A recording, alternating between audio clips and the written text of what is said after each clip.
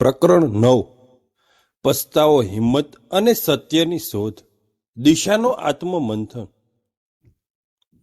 આરતી અને મયંક દ્વારા શ્રેયાના જૂઠાણાને પર્દાફાશ થયા પછી દિશાના મનમાં શંકાનો જે વિશાળ પહાડ ઊભો થયો હતો તે ધીમે ધીમે ઓગળી રહ્યો હતો. પ્રકરણ 8ના અંતે તેણે શ્રેયાના અર્જુનને મોકલેલા બ્લેકમેલિંગ મેસેજ અને આરતી દ્વારા શ્રેયાના ભૂતકાળ વિશે મળેલી માહિતી જોઈ હતી. આ પુરાવાઓએ તેને અંદરથી હચમચાવી દીધી હતી. તેને સમજાયું કે તે કેટલી મોટી ભૂલ કરી રહી હતી. અર્જુન પર વિશ્વાસ કરવાને બદલે તેણે શ્રેયા જેવી કપટી માણસના શબ્દો પર વિશ્વાસ કર્યો હતો. દિશા પોતાના રૂમમાં પાછી આવી. તેના મનમાં વિચારોનું વાવાઝોડું ચાલી રહ્યું હતું. આરતી અને મયંકે બતાવેલા પુરાવાઓ તેની આંખો સામે તરવળી રહ્યા હતા. શ્રેયાનો ચહેરો, તેના ઉપહાસ ભર્યા સ્મિત અને તેના ઝેરીલા શબ્દો તેને યાદ આવી રહ્યા હતા. તેને પોતાને પણ ગુસ્સો આવ્યો. હું આટલી આંધળી કેવી રીતે બની શકું? મેં અર્જુન પર આટલો અવિશ્વાસ કેવી રીતે કર્યો?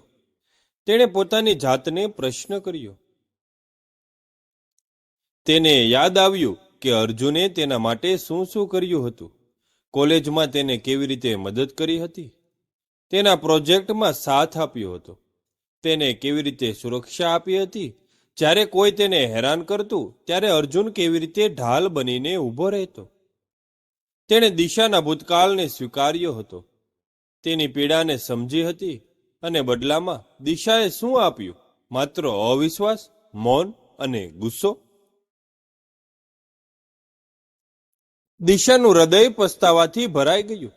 તેની આંખોમાં આંસુ હતા, પણ આ આંસુ દુઃખના ન હતા, પણ શરમ અને પસ્તાવાના હતા. તેને અર્જુન પર થયેલા અન્યાયનો અહેસાસ થયો. તેણે અર્જુનને કેટલો દુઃખ આપ્યું હશે, કેટલો તડપાવ્યો હશે. તેના પ્રેમને, તેની પ્રમાણિકતાને તેણે કેવી રીતે નકારી હતી. રાતભર દિશા ઊંઘી શકી નહીં. તે પથારીમાં પડખા ફરતી રહી. તેના મનમાં અર્જુનનો નિરાશ ચહેરો વારંવાર દેખાતો હતો. જ્યારે તેણે દિશાને સમજાવવાનો પ્રયાસ કર્યો હતો અને દિશાએ તેને ધિક્કારીને છોડી દીધો હતો. તેને શ્રેયાના શબ્દો પણ યાદ આવ્યા. દિશા ક્યારેય તારા પર ભરોસો નહીં કરી શકે. તે મુંબઈમાં પણ દગો ખાઈને આવી છે. શ્રેયાએ તેના ભૂતકાળનો ઉપયોગ કરીને તેને કેવી રીતે નબળી પાડી હતી તે હવે દિશાને સ્પષ્ટપણે સમજાઈ રહ્યું હતું. સવાર પડી. દિશાએ એક દ્રઢ નિશ્ચય કર્યો. તેને અર્જુન પાસે જવું હતું. તેને તેની માફી માંગવી હતી. તેને ફરીથી તેનો વિશ્વાસ જીતવો હતો. ભલે ગમે તેટલું મુશ્કેલ હોય, તે અર્જુનને સમજાવશે કે તેણે કેટલી મોટી ભૂલ કરી છે. તેણે પોતાની જાતને હિંમત આપી અને આ તેની સૌથી મોટી કસોટી હતી. દિશા તૈયાર થઈ. તેના ચહેરા પર રાતભરની ઊંઘની કમી દેખાતી હતી, પણ તેની આંખોમાં એક નવી દ્રઢતા હતી. તેણે સુમિતાબેનને કહ્યું, માસી, મારે અર્જુન પાસે જવું છે. મારે તેની માફી માંગવી છે. સુમિતાબેન દિશાના ચહેરા પરના બદલાવને જોઈને ખુશ થયા. હા બેટા, જરૂર જા. મને ખબર હતી કે તું સત્ય સમજીશ. ભગવાન તારું ભલું કરશે.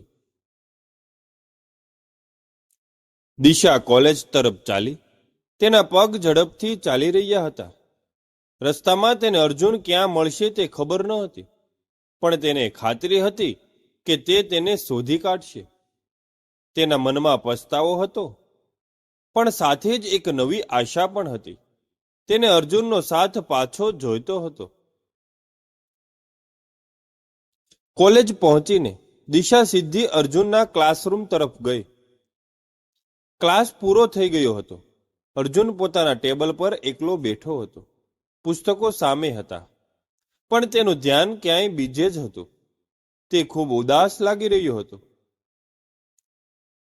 દિશા ધીમેથી ક્લાસમાં પ્રવેશી. અર્જુને તેને જોઈ અને ચોંકી ગયો. તેના ચહેરા પર આશ્ચર્ય પછી થોડી શંકા અને છેવટે આશાનો એક ઝાંખો કિરણ દેખાયો. દિશા ધીમે ધીમે અર્જુન તરફ ચાલી. અર્જુન ઊભો થયો. બંને એકબીજાની સામે મૌન ઊભા હતા. દિશાની આંખોમાં આંસુ હતા. મૌનનો ભંગ, આંસુઓનું મિલન અને વિશ્વાસનું પુનઃ નિર્મળ. દિશા અને અર્જુન એકબીજા સામે ઊભા હતા. ક્લાસરૂમમાં સંપૂર્ણ મૌન છવાયું હતું, જે તેમના દિલમાં ચાલી રહેલા તોફાનને વધુ તીવ્ર બનાવતું હતું. દિશાએ ઊંડો શ્વાસ લીધો અને પોતાના શબ્દો ભેગા કર્યા. અર્જુન, દિશાનો અવાજ ધ્રુજી રહ્યો હતો.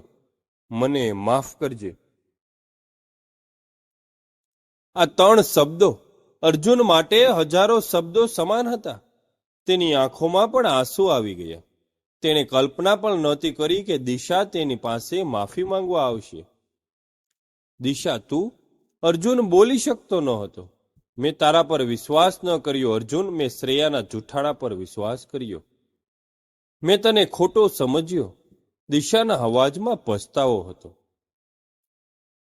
આરતી અને મયંકે મને બધું બતાવ્યું. શ્રેયાના મેસેજ, તેના ઈરાદાઓ. મને સમજાયું કે હું કેટલી મોટી ભૂલ કરી રહી હતી.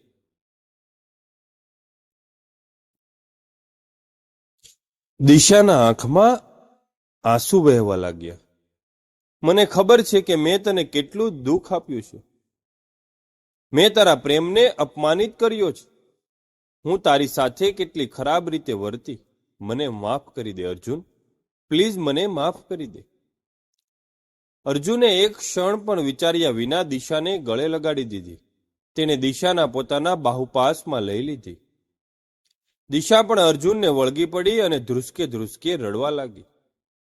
તેમના આંસુ એકબીજાના ખંભા પર ભળ્યા.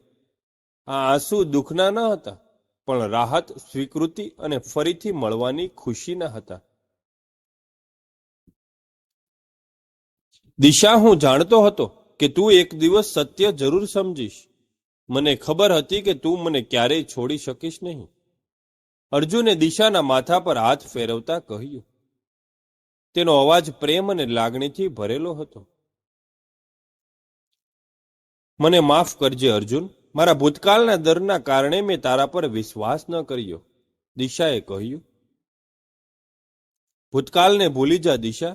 આપણે ભવિષ્ય તરફ જોઈએ. હું તને ક્યારેય છોડીશ નહીં અને હું હંમેશા તારા પર વિશ્વાસ રાખીશ. અર્જુને વચન આપ્યું.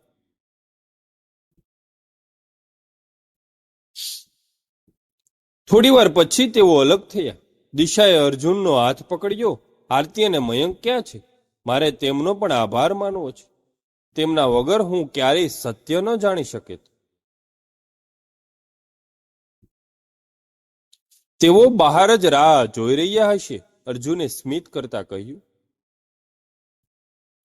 તેઓ બંને ક્લાસરૂમમાંથી બહાર આવ્યા. આરતી અને મયંક દૂર ઊભા હતા.